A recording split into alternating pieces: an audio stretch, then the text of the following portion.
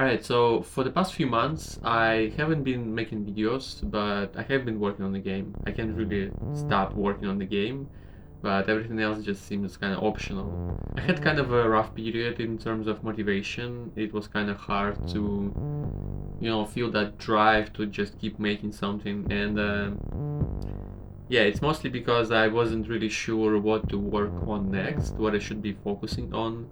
Before it was clear that I had to make like a lot of functionality to support multiplayer and stuff, gameplay, whatever. But now I kind of finished that and I was like, damn, like what do I do next, right? Because the game is not really in a state where it is really fun to play, and I know that. I wasn't sure how to exactly proceed to actually make it fun, you know? And so, in the beginning of the year, I decided to change a lot. Like, for example, I was really focused on adding PvE elements to my game, and I don't fucking know why. It's like it makes everything a lot more complicated, and it brings a lot of issues with balancing and like generating content or whatever.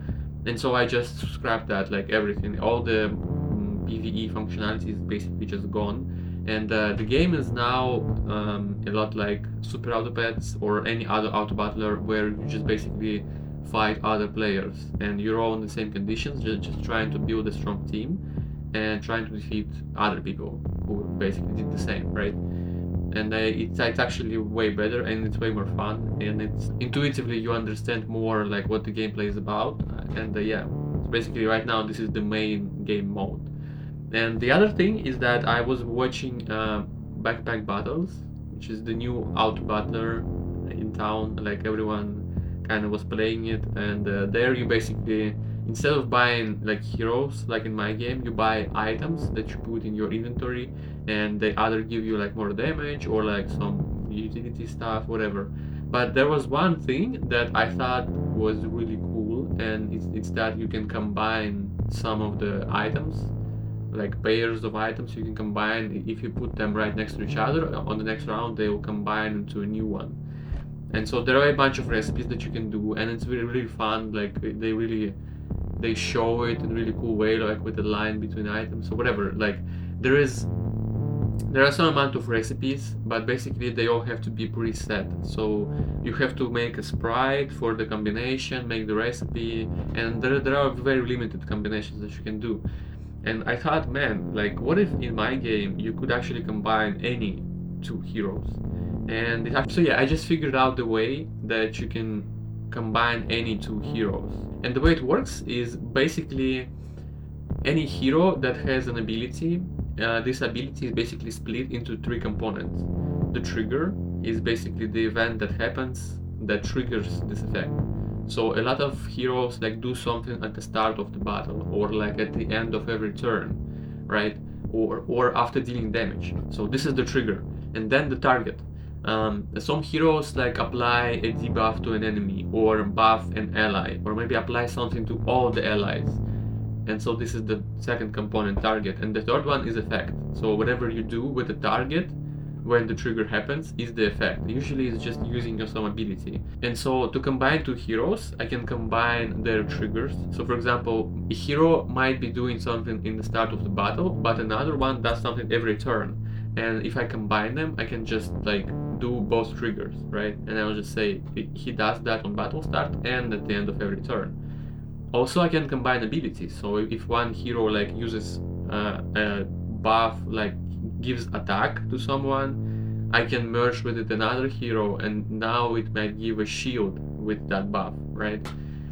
And so, yeah, I just made an automatic algorithm that basically gives you an options. Like if you combine two heroes, I call that fusion. If you fuse two heroes, I show you a list of options that these two heroes can become. Like I show you a variant with combined triggers, with combined abilities. I think there are mostly like 4 variants. So yeah, but you can actually combine up to 3 heroes. And yeah, there are a lot of like really overpowered combinations. But I think it's very fun, especially if I have like a lot of heroes in the game, because it will kind of becomes this process of discovery where you as a player want to find the most overpowered combinations, because there are a lot of combinations that are really just game breaking. For example, I have heroes that summon something after something happens, and I can combine it with a hero that does something every turn. And so I had heroes that just every turn just summon really powerful creatures, and I also added some heroes that buff whoever gets summoned. And so I think I had some hero where it triggers when something is summons, but it also summons something. And so yeah, I had to fix this like circular recursion. So yeah, I think it's very fun just trying to break the game. And since you only have to get 10 wins, it's not really that like impactful. If you do get a strong team, you basically just win, and then someone will face your team. Okay, so yeah, I think it's very fun, and I kind of tried it with myself. And once you play a few runs, you kind of run into your old teams and you're trying to defeat it. It's very fun.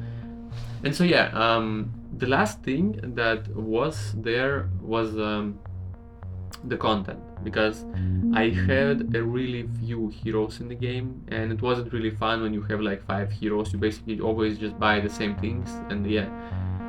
But I was really hesitant to add more, because in the past I've done this a few times, and the problem usually is that I create a bunch of heroes, like 20 or 30, and then I just decide that I had to make them in another way, or I change the gameplay or something and they just don't work. And so a few times I made a lot of heroes and then just deleted everything and started from scratch. And I was kind of afraid that this will happen again, and so I was hesitant to create like a lot of heroes. But I think now the time has come, and this is the last part that needs to happen for a game to become fun.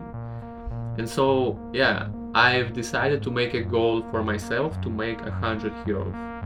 I worked on the editor a lot, and yeah, right now it's very fun to make new heroes, because before I was just editing ROM files or JSON files before that, just with my hands, and I had hot reloading, which kind of helped, but still, like, I had to remember what I can type and stuff. And so now I created this editor, this kind of a node editor where I can just pick options and the change values and see the result in real time. And yeah, it became much more fun and much easier to create new heroes. And so yeah, from this month I started with my goal of making 100 heroes. Right now I'm at 40.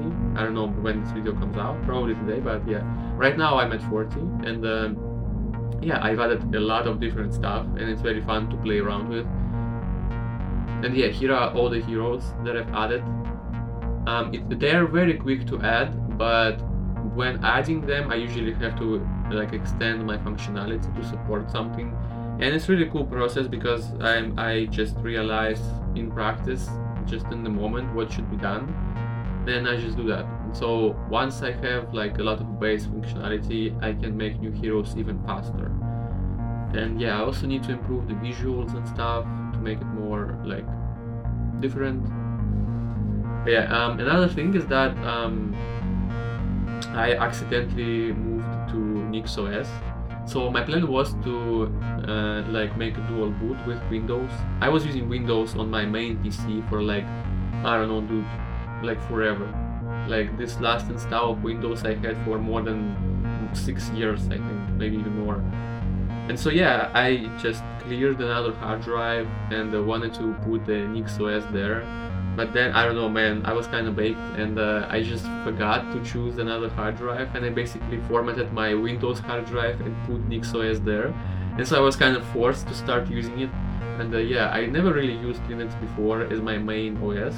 I mean, I do have a Mac, but yeah, I just accidentally switched to NixOS. And so one thing with that, I actually got everything working pretty quick, and yeah, I'm making videos in DaVinci, and so I installed it in NixOS, which was really easy. But then I realized that I can't really fucking work with my old videos, because they're all encoded with this H.264 codec, I think. And yeah, basically, like fucking everything is encoded with that codec, but you can't really use it with DaVinci on Linux, because it requires a license, and this license is usually paid with the operation system cost. But since Linux is free and DaVinci has a free version, they basically removed the support of this codec, and so I have to like re-encode my videos. Basically, when I re-encode my videos from OBS, they weighed 20 times more. So I had like a 25 megabytes file, and it became 500 megabytes. And so now imagine my recordings of hours of my streams. I just basically don't have space on my fucking hard drive. And so I can't really work with that. I mean, my options are buying the paid version of DaVinci, which is $300 fucking dollars, or making a dual boot Windows, which I don't really want, or I will just start videos in a different way, which I guess we'll try today. So I am not gonna use my stream recordings maybe, and I'll just record everything like right in place, and I'll just record everything like as I go. So yeah, we'll see how that goes, but maybe that's a sign, you know. But I do really like NixOS, and I'm really glad that I moved to it, even though it happened in this way. But yeah, so right now my goal is to make a lot of content. I stream every day. I had kind of a break from the game, which helped me gather my motivation. So now I work every day almost, and I'm mostly making content. So check out my stream, and I'll see you there. Thank you for watching.